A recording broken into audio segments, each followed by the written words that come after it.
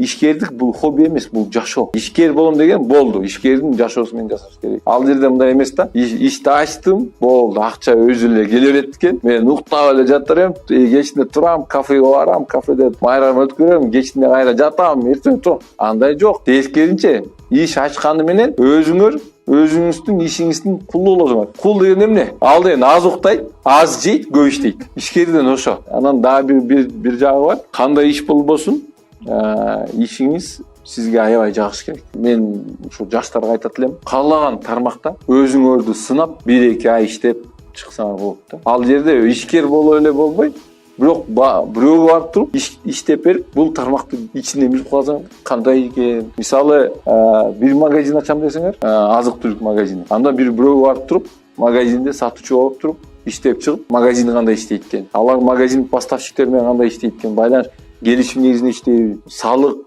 анын баарын мыйзам чеги кандай болот экен, баарын түшүнүп туруп, анда силерге оңоюраак болот да. Бүгүнкү силерде мүмкүнчүлүк бар.